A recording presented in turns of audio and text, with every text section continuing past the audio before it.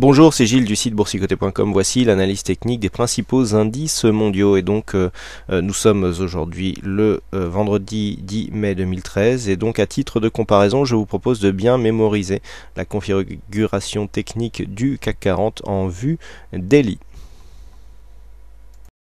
Et nous commençons tout de suite cette analyse par l'indice allemand dont le DAX qui vient de battre des records historiques et donc qui s'inscrit dans une continuité de mouvement haussier, continuité qui avait été détectée ici depuis la cassure de ce biseau d'élargissement et qui avait donné lieu à un gros rattrapage sur le CAC 40 tel qu'il vous l'avait été présenté sur les vidéos d'études de corrélation.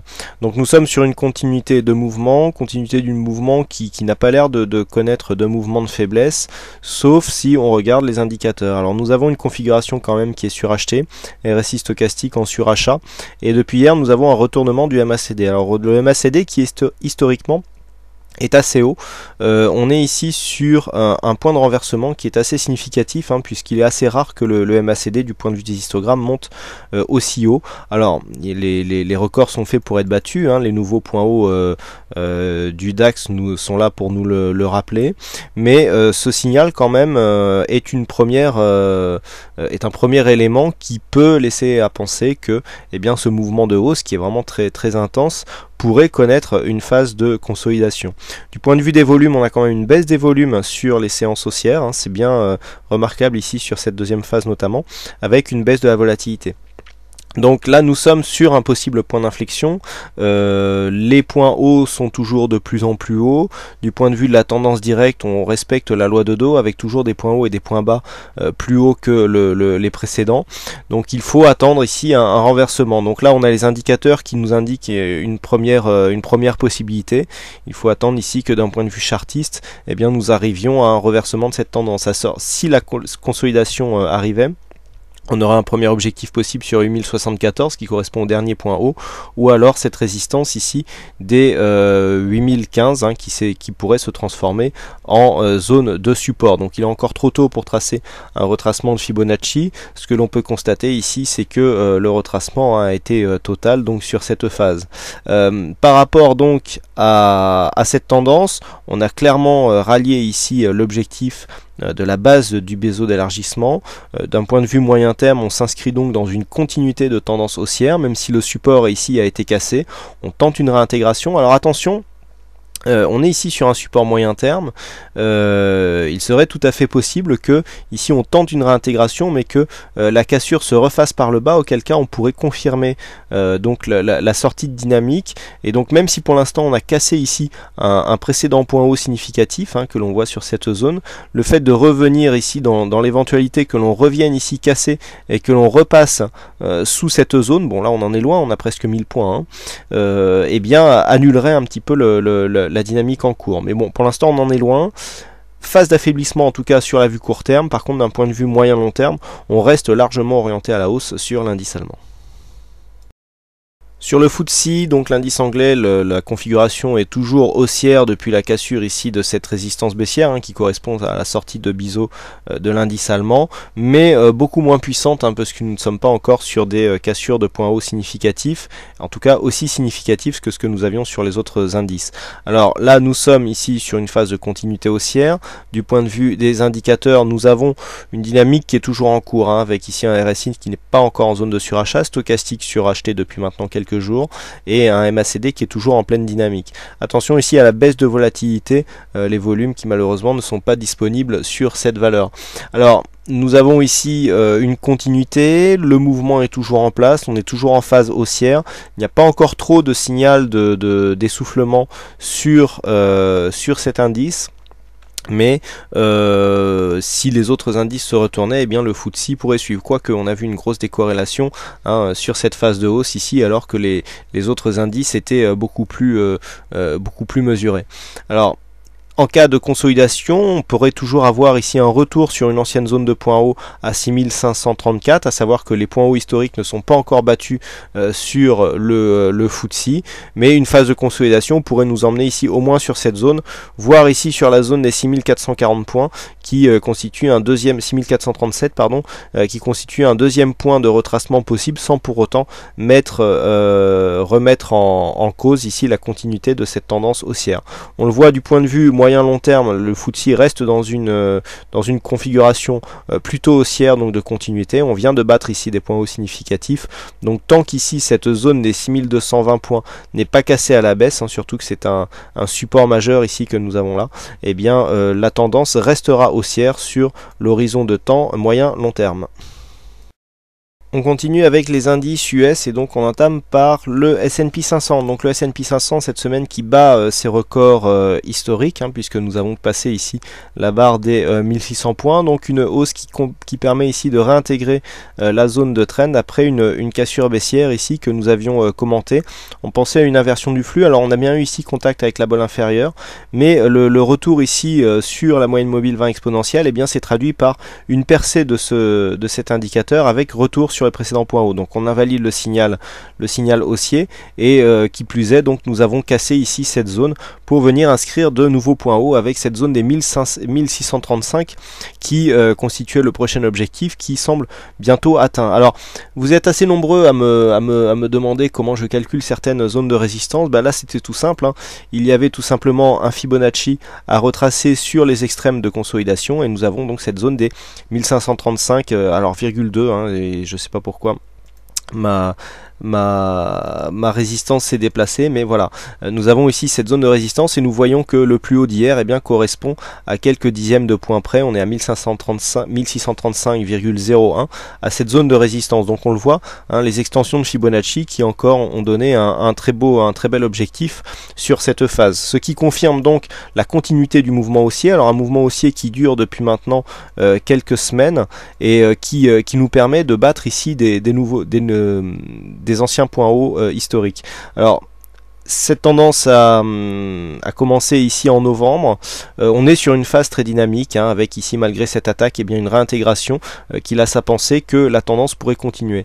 Par contre au niveau des indicateurs c'est un peu plus mesuré. Alors même si le RSI n'est pas en surachat, le stochastique l'est depuis un moment et on a une inversion du sens d'évolution du MACD. Alors un petit peu comme sur le DAX, nous avons quand même une amplitude qui est un peu moins grande. Là on est dans une amplitude un peu normale, il y a encore quelques probabilités qui subsistent d'avoir un faux signal, mais le retournement ici de cet indicateur sur cette zone laisse planer quand même le risque d'une possible consolidation.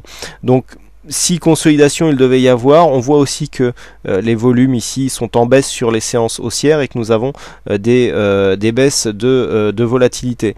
Donc sur cette configuration, avec cette zone ici des 1635 points qui correspondent à un objectif lié aux extensions de Fibonacci, le risque en fait serait matérialisé par une cassure des 1598 points. Effectivement, une cassure de cette zone ici des 1598 aurait pour effet une seconde sortie ici du trend qui du coup aurait du mal à avoir une continuité dans sa légitimité, et une cassure de cette zone ici affaiblirait la tendance puisqu'on a ici une zone de point haut qui est significative qui après cassure pourrait se transformer en zone de support.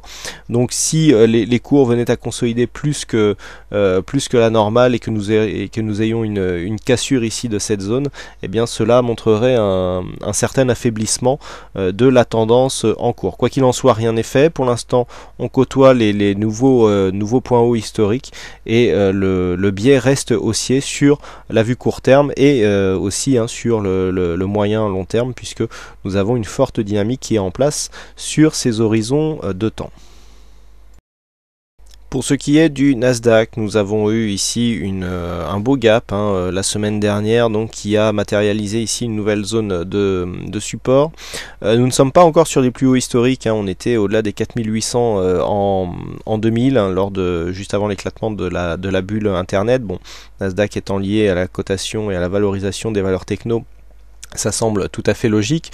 Quoi qu'il en soit, donc si on s'écarte un petit peu, nous pouvons remarquer que le Nasdaq, qui avait eu une progression beaucoup plus mesurée par rapport aux autres indices, puisque nous étions à peine ici sur une zone de point haut il y a quelques semaines par rapport à ce qu'ils étaient en septembre 2012, eh bien nous venons de casser cette zone donc pour inscrire des nouveaux plus hauts de tendance moyen terme. Donc cette phase ici confirme la nouvelle dynamique quelque part de cette phase de hausse, puisque nous avons une sortie de ce trend par le haut, alors qui est assez rare, qui plus est, donc suite à la sortie on inscrit un gap directement qui confirme quelque part la nouvelle dynamique de cette phase. Donc on attendra ici le prochain retracement pour mesurer la puissance de cette tendance.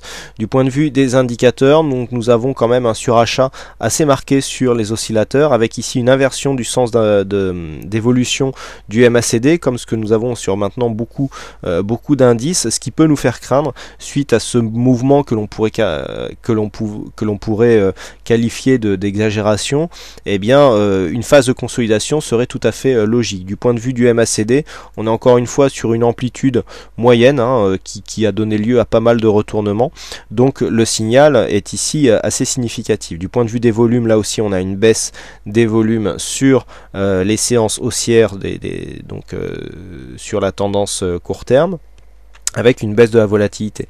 Donc le risque de consolidation subsiste, il n'y a pas encore de signal clair, juste ici ce MACD qui, on le sait, en général donne un bon timing de retournement, donc à voir si ce signal sera à suivre ou pas.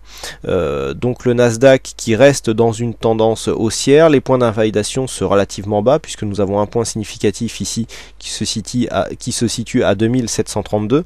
Tout à l'heure je vous parlais de retracement de Fibonacci, lorsque l'on trace ici une extension donc sur la phase de consolidation, donc les phases extrêmes, et bien nous obtenons un objectif qui a été atteint quasiment juste après le gap, et donc qui constitue bien encore une fois un objectif sur une cassure en continuité de tendance, avec une phase de consolidation qui, je le rappelle, n'avait pas excédé la zone des 38,2%. donc on le voit, du point de vue des retracements de Fibonacci, on arrive quand même à trouver pas mal d'objectifs sur des points de continuité en tendance. Donc la tendance reste haussière, attention au risque de consolidation qui persiste sur ce marché, comme l'ensemble des autres indices mondiaux.